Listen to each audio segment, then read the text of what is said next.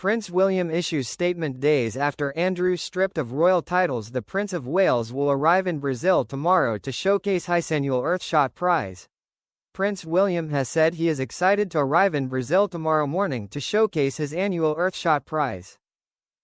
Speaking as he departed London on a commercial flight, the heir to the throne said, "As I depart for Rio de Janeiro, I am excited for my first visit and to experience Brazil's vibrant culture, its extraordinary biodiversity, and above all, the warmth of its people."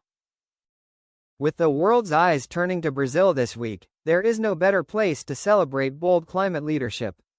Hosting the Earthshot Prize allows us to not only recognize those driving change, but to be inspired by them. When we work together with optimism and courage, a more sustainable future is within our reach. William will this week attempt to shift the focus away from his disgraced uncle and onto his annual environmental prize. William, 43, is spending 3 days in Rio de Janeiro for the 2025 Earthshot Prize Awards, an initiative he launched in 2020 to find solutions to major environmental issues such as climate change, ocean plastic pollution, and loss of wildlife habitat. This year's prize ceremony is being touted as the biggest and best Earthshot ever. It's one of the central tenets of his work, and he'll be hoping that the spotlight will be on his series of engagements in the Brazilian metropolis and not Andrew Mountainwindsor's spectacular fall from grace. Last week, the king made the decision to strip his younger brother of his Prince and Duke of York titles over his links to convicted pedophile Jeffrey Epstein. He will also move out of his lavish mansion, Royal Lodge, and relocate to the king's private Sandringham estate. William was consulted on the move to formally take away his honors, as father and son attempt to prevent Andrew from overshadowing the royal family's important work. On Monday, the prince will arrive via commercial flight, and jump straight into a series of engagements at some of the city's world-famous sites, such as the iconic Christ the Redeemer statue.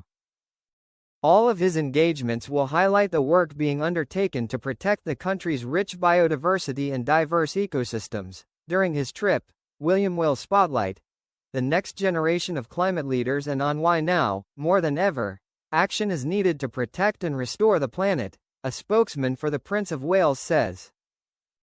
They added, "It's an exciting time to be in Brazil as across Latin America. Environmental leaders are driving bold, innovative approaches to protect and restore vital ecosystems like the Amazon, while creating local jobs and economic opportunities."